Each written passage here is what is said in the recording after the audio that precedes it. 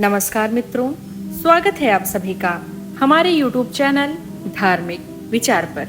मित्रों, आज हम इस वीडियो के माध्यम से जानेंगे कि भोलेनाथ के सिर कैसे आया चंद्रमा और गले में नाग। मित्रों, भगवान शिव को शक्ति का अपार भंडार माना जाता है। जीवन और मृत्यु से परे भगवान शिव जहाँ संसार में विनाशक के रूप में पूजनीय है, भगवान शिव का श्रृंगार भी अलौकिक है।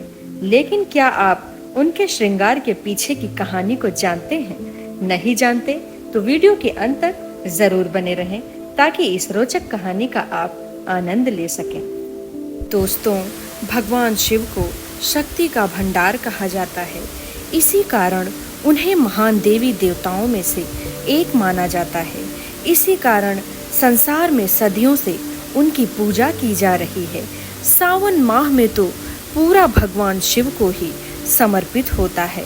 इस पूरे माह में भगवान शिव की विविध पूजा करने से शुभ फलों की प्राप्ति होती है।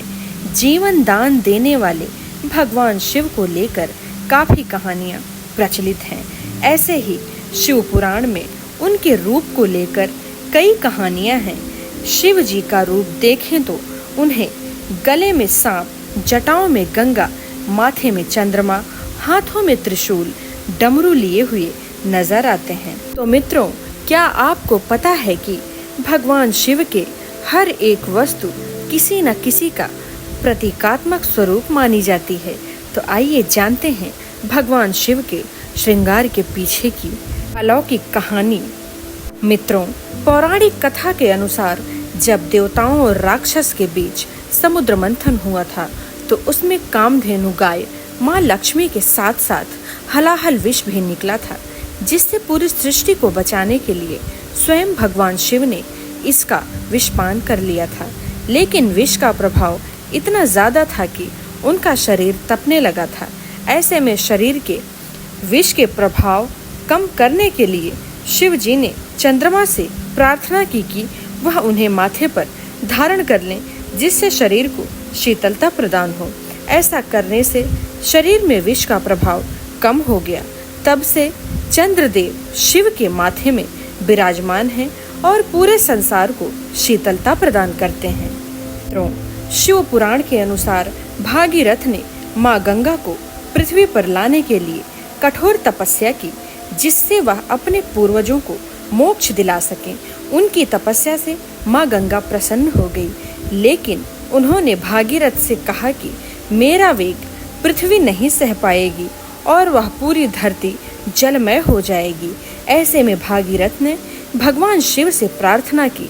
इससे प्रसन्न होकर भगवान शिव ने माँ गंगा को अपनी जटा में धारण किया और सिर्फ एक जटा ही खोली, जिससे कि पृथ्वी में माँ गंगा अवतरित हो सकें।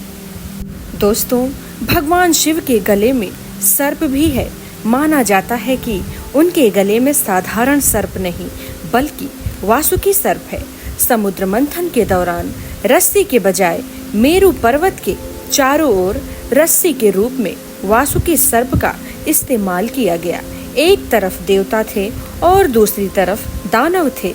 इससे वासुकी का पूरा शरीर लहूलुहान हो गया था। यह देखकर भगवान शिव अत्यंत प्रसन्न हुए और उन्हें आभूषण के रूप में गले में धारण कर लिया था। मित्रों, पौराणिक कथाओं के अनुसार भगवान शिव जब प्रकट हुए थे तब उनके साथ रज, तम और सत गुण भी प्रकट हुए थे। माना जाता है कि इन्हीं तीनों गुणों से मिलकर त्रिशूल बना था। माना जाता है कि भोलेनाथ का त्रिशूल 3 काल यानी भूतकाल, वर्तमान और भविष्य काल को जोड़कर देखा जाता है। इसी कारण भगवान शिव को त्रिकालदर्शी भी कहा जाता है। तो भगवान शिव ने सृष्टि के संचार के लिए डमरू धारण किया था। पौराणिक कथा के अनुसार जब माँ सरस्वती प्राकट्य हुई थी तब पूरा संसार संगीतहीन था।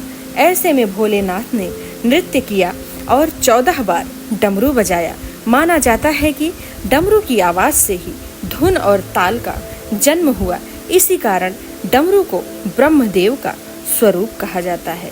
तो मित्रों, उम्मीद करते हैं आपको हमारी यह रोचक कहानी पसंद आई हो तो वीडियो को ज़्यादा से ज़्यादा लाइक करें, शेयर करें।